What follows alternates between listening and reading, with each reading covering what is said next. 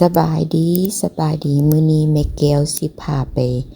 งานดองล้านสายแม่แก้วเนาะเพราะว่าเพิ่นแต่งงานเป็นครั้งที่2มีลูกนำกันกับเมียเก่าเพิ่น4คนเนาะมามื้อนี้ก็แต่งงานมาก็ย้อนเหตุว่าคนเฮามันบ่มีหยังแน่นอนเนาะอยู่นำกันได้ถ้าบ่มีความสุขแล้วก็บ่มีหนทางที่จะเป็นไปได้มันก็ได้แยกออกจากกันเนาะคนเฮานี่บ่มีหยังแน่นอนจักอย่างแม่แก้วก็มางานแต่งล้านสายทุกอย่างที่ว่าหามาได้ก็แบ่งปันกันเมิดแล้วเนาะแล้วก็มาเอาใหม่อันนี้ก็เป็นผู้สาวสุดๆเนาะบ่เคยเอาผัวมาก่อนก็ตกลงปลงใจได้แต่งงานกันหมู่แม่แก้วก็บ่ได้มาเพิ่นก็ฝากบัตรเชิญมาให้เนาะไปเบิ่งนำกันเลยว่างานแต่งงานจะเป็นแบบใดอันนี้แม่แก้วก็มาเป็นเจ้าภาพให้ล้านซ้ายเนาะอันนี้ล้านซ้ายเป็นล้านทางของพ่อเทิงผู้ที่ว่าอดีตสามีเก่าแม่แก้วที่ได้เสียชีวิตไปแล้วมาอยู่นำแม่แก้วแต่ตอนเป็นบ่าวพุ่นแหละเขาเจ้าก็นับถือก็ได้เป็นเฒ่าเป็นแก่ให้ลูกให้หลาน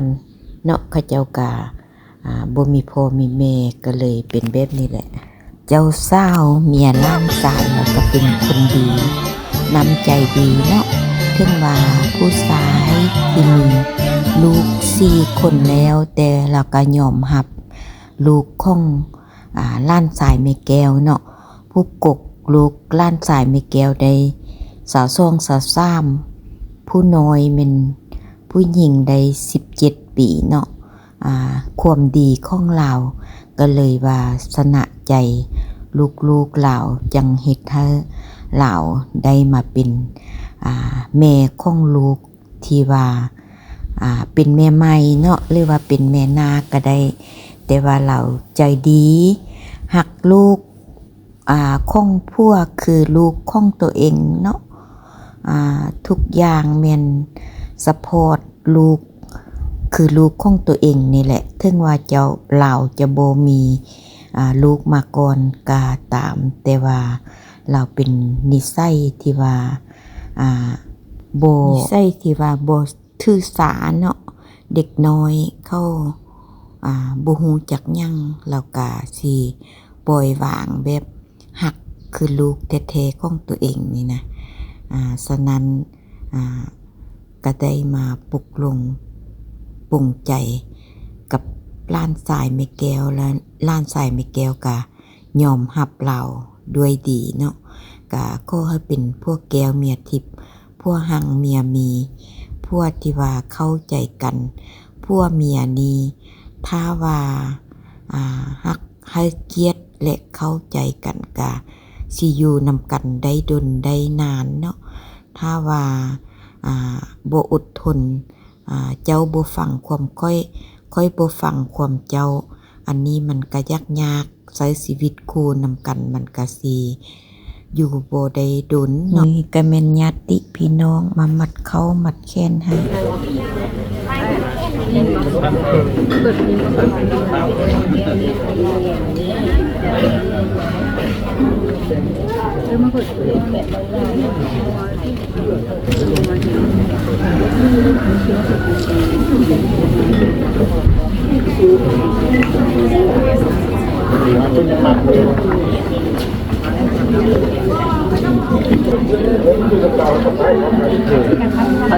ใน2 3โอเคหลังจากหมัดคอโตแค้นแล้วญาติพี่น้องอายเอื้อยน้องทางแม่แก้วเนาะทางไอ้แซงพุทธแซงเนาะอายเอื้อยน้องเรานำกันนี่8คนเนาะก็มาร่วมในงานนี้หมดทุกคนเลยทั้งลูกทั้งเต้าเพิ่นนั่นแหละงานนี้ก็สำเร็จในการผูกแขนไปด้วยดีเนาะก็ดีใจนำลูกนำหลานนำพี่นำน้องที่ได้มาร่วมงาน ส้มรถใหม่ของล้านสายของแม่แก้วเนาะอันนี้ก็เป็นพี่น้องมาเตเมืองนานมาเตไตเตนเนื้อกะมาร่วมงานนำกันอยู่สถานที่บ้านใหม่ของเฒ่าพุทธแซงล้านสายแม่แก้วเนาะโดยกะแม่แก้วกะสิได้อธิบายคร่าวๆคือแบบนี้แหละอันนี้เป็นลูกสายกุกแล้วเนาะอายุ23ปีและลูกสาวลาอายุ17ปีอันนี้ก็เป็นลูกล้านของลูกล้านทางพัวแม่แก้วเนาะที่เขาเจ้าได้มาอยู่นำแม่แก้วตะกี้กับลูกล้านหลายคนเนาะมาอยู่นำกาเป็นบ่าวเป็นสาวออกไปแล้วก็ได้ลูกได้เมียได้ลูกได้เต้ากะเอาเป็นยังมาร่วมงานนำกันเบิดทุกคนเนาะโดยฮอดยามรับแขกรับคนน้ำหมู่แม่แก้วกะเริ่มมาแล้วแม่แก้วกะขอขอบมกขอบใจนำหมู่กองเนาะที่มาบ่ทิมบ่ปะเสิญจะได้กะมาทุกครั้งเนาะให้เกียรติมาในงานแต่งงานญาติพี่น้องของแม่แก้วก็ขอบมกขอบใจหลายๆเด้อกลุ่มแม่ๆที่เสียสละเวลาอันมีค่ามาร่วมงานวิวาห์มงคลของล้านแม่แก้วโดยอันนี้ก็เป็นครอบครัวไอวีเนาะลูกชายกุกแม่แก้วที่ติดพดเทิงมาแล้วก็เบลล่าเป็นสาวแล้วอันนี้ก็เมียเพิ่นเนาะควบคุมโรงงานน้ำดื่มให้เพิ่นซ่านโตได้เวลาแล้วแม่ดองพ่อดองเนาะแล้วก็กลุ่มพ่อวันแม่ส่งแม่เพชรสุมพรพ่อเดือนเพิ่นก็ได้มาผู้ที่บ่ได้มากะเพิ่นก็ฝากบัตรเชิญมาให้เนาะแม่ขามแม่พรแม่เพ็ญแม่เลือแล้วก็แม่จันเนาะเพิ่นก็ได้ฝากเงินบัตรเชิญมาให้ล้านสายขอบมึกขอบใจหลายๆเด้อที่บ่ได้มากะฝากบัตรมาค้ำคุณลูกหลานเนาะก็ให้มีสุขมีลาภมีสุขมีใสเบิดทุกผู้ทุกคนที่ว่าได้มาร่วมงานนี้บ่ว่าเป็นหมู่กองพี่น้องปองป่ายที่ได้มางานนี้ก็ขอขอบมกขอบใจนำเบิดทุกผู้ทุกคนเนาะอาหารก็หลายอาหารการกินเฮ็ดเอาแดสั่งหารแดเนาะอุดมสมบูรณ์กินเลือกินอิ่มเลืออีกกะบักหลายๆโดยแม่แก้วกะกินก่อนแล้วเนาะมาฮอดแล้วก็หิ้วมัดแขนแล้วก็กินโดยเสียดายแม่ไผกับพ่อคำพะใหม่เนาะแม่ไผก็บ่สบายเป็นกระเพาะก็เลยบ่ได้มากันเลยมีแต่กลุ่มแม่เลือกกะห้างสิมาแล้วก็พ่อปู่เพิ่นบ่สบายเนาะก็เลยบ่ได้มาร่วมงานก็บ่เป็นหยังเนาะ ฝากบัตรมาค้ำมาคูณลูกหลานแล้วก็ดีใจแล้วมีแก้วก็สิถ่ายบรรยากาศในงานมาให้เบิ่งเนาะก็สิประมาณนี้แหละแขกคนกามาหลายมาแต่ประเทศไทยก็20ฝ่ายคนเนาะพวกที่ว่าไอ้แซงเราเฮ็ดค่ายมีหยังสลายแดงบ่เพิ่นก็มาแต่ประเทศไทยแล้วก็มีหมอลำอีกตึงนะแก้วถ่ายบรรยากาศในงานให้เบิ่งเด้อกะสิประมาณนี้แหละสื่นประมาณ150 บาทเนาะคนกะสิมาเต็มเลยเต็มหมดเลยนะเดินบานเพิ่นนี่กะจัดกะสิได้ประมาณจักตุประมาณเกือบ40ตุเนาะกะสิประมาณนี้แหละทุกตุเลยก็ถือว่าเขาเจ้ามาค้ำมาคูณหลายคนเนาะพี่น้องปองปายหมู่กองเสิร์นผู้ใดกาคือว่าเห็นหน้าเห็นตาเบิดทุกผู้ทุกคนเลยขอบใจนำทุกคนเด้อที่มาร่วมงานล้านสายแม่แก้วเนาะ โดยไปเบิ่งบรรยากาศฟังเพลงนำกันเลยเด้อ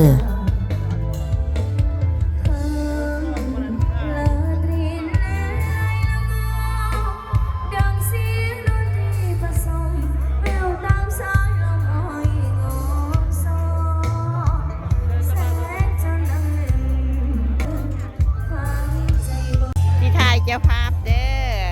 เจ้าภาพจะพูดงามๆนี่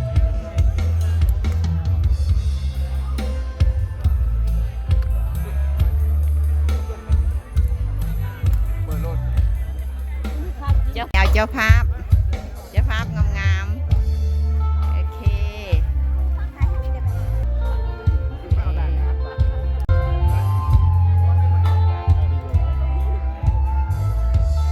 ปิดนะไปทั่วหนึ่งในแดนสาขา30เมืองนับว่าได้ โอเคได้มายังวัดนั้นสอง บายดี แน่นอนก็บอก โอ้ขี่ ว่า หญ้ามานำหญ้าบ่ ส่งเลยน้องมานำหญ้าอย่าลืมงามก็เก่าได้ล้านละงามก็เก่า โอ้ไอ้นี่เป็นบ่าวเลยเด้นี่นะสบายตัวหญ้าดิเด้อสบายตัวหญ้าดิเด้อสบายดีสบายดีสบายดี กินหลายๆเด้อ กินแซ่บๆเด้อเด้อสาวสีเมืองเอ้ยจำได้บ่ล่ะคำเดียวสัญญามามันที่มันเธอต้องสิสอนเบาสวรรค์บ่เคยมีวันออกบอกบ่จริง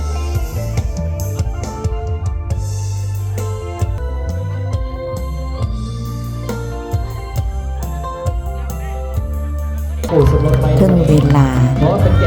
เสริญเจ้าบ่าวเจ้าสาวและเจ้าภาพลุงตา เข้าสู่เวทีและเนาะไปเบิ่งนำกันเลย ว่าเจ้าภาพลุงตาสิน้อยสิลายปานใด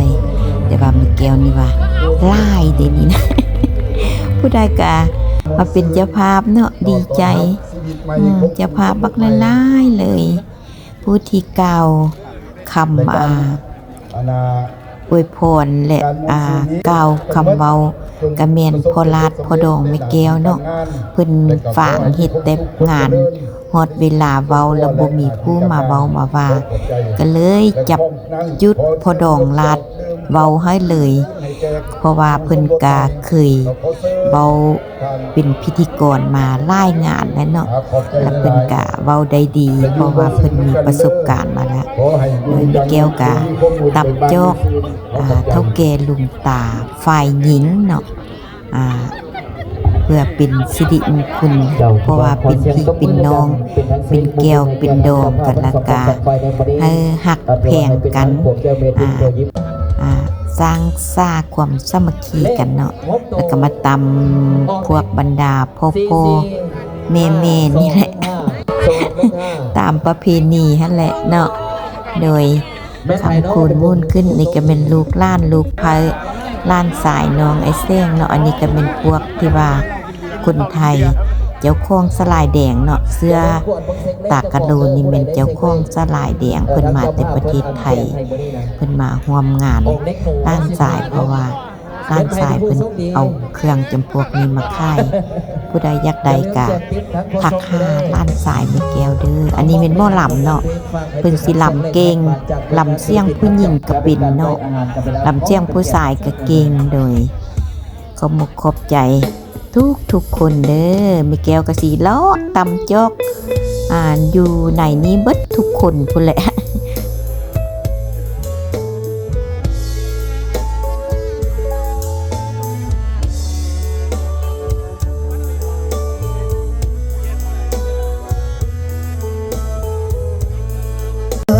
ว่าของเฮานี้โอ้ต้นหาด้วยความ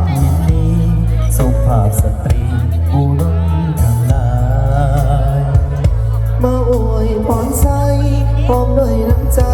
ของขวัญมากมายพวกเขาจัดหาเพื่อพวกเจ้าเส้นเรื่องเอาทำตามสบายหากมีสิ่งใดบ่ถึงใจอย่ามีโศกอย่ามีโลกเบียดเบียนหาวิอายุมึง ตามแก้วมณีนะตามน้ำพอลาดแดงย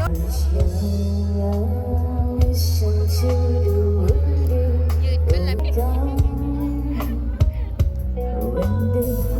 ฮอดเวลาเจ้าบ่าวเจ้าสาวฟ้อนลำวงปิ่นหอบปฐมมฤกษ์แล้วเนาะ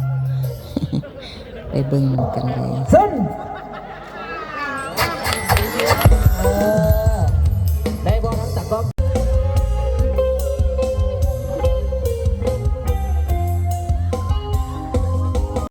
สมปองเป็นโคกันแล้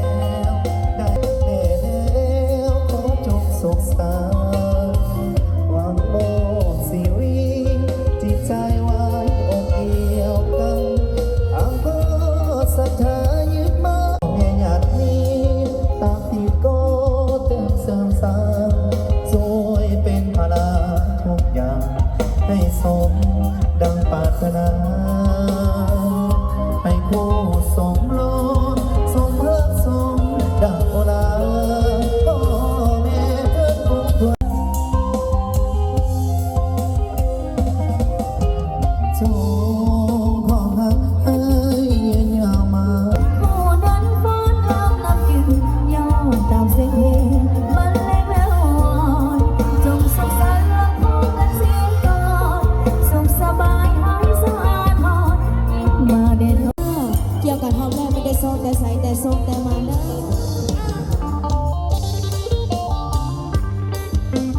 เป็นคู่ไปให้จิตความใสขอกันไปเลยลำวงนิยมสมเสยลำวงนิยมสมเสยตามแบบพี่เคยลำกันมานานคู่นี้สมกันดีแท้คู่นั้นสมกันดีแท้อย่าโดนพัดแปรแสไปเป็นอื่นคำฝ่าฝืนที่เขาประเพณีจะสับสีเสียใจ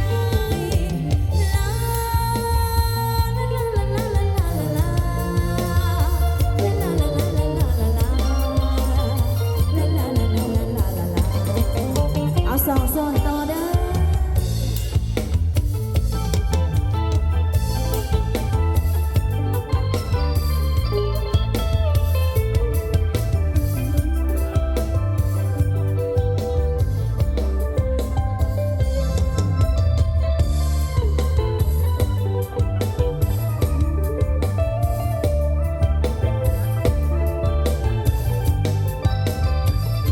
ฝันละเมอ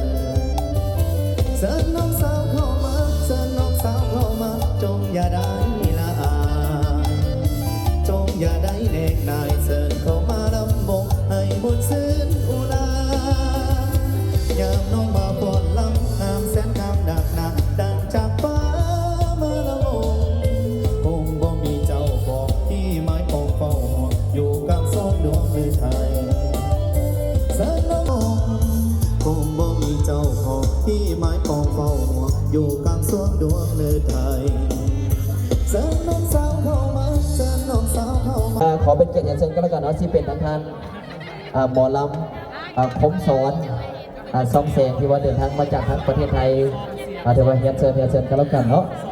และที่เป็นทั้งเฮียนเชิญทั้งเจ้าของรอบระบงที่เป็นทั้งเจ้าของรอบระบงถือว่าอริยบัตรคำก็แล้วกันเนาะขอเฮียนเชิญทั้งใหญ่เฮียนเชิญทั้งงานวิธีก็แล้วกันเนาะ วันนี้หมอลำคมสอนกับมาจากคุณละมาจากทั้งจังหวัดอุบลราชธานีมาแสดงความยินดีกับท่านพุทธแสงเพิ่นก็เลยเขียนรับรองแล้วว่าจังฟอดลำเพิ่น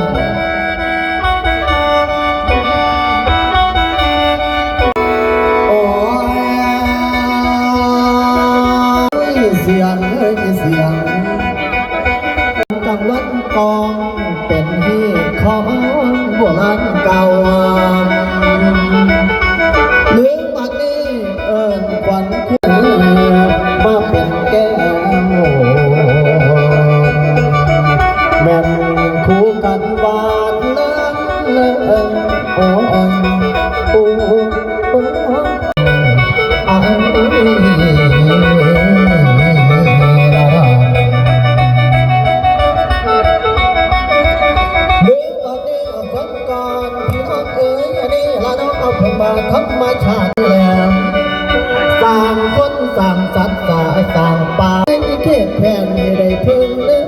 ใส่อีเมสร้างสัตว์อาสาภัยสร้างสัตว์อาศัยภัยป่าน้อยใหญ่เดืออาศัยน้ำฝูงข้างเขาอาศัยธรรมที่ธรรมชาติสร้างก่อมนุษย์เท่านี้หนอธรรมชาติจนสร้างไว้ให้มีผู้ดอกคู่กัน สร้างพุทธแสงวาว่าสองเจ้าเป็นคู่กันผู้ทุกพื้นที่ที่พี่น้องกราบไหว้นับถือได้ดอกบัวแดงลาวาสาธุเด้อโอ้โอ้โอ้โอ้โอ้วาสาธุเด้อลาวาสาบันเอาอาชีพงานดนทับนา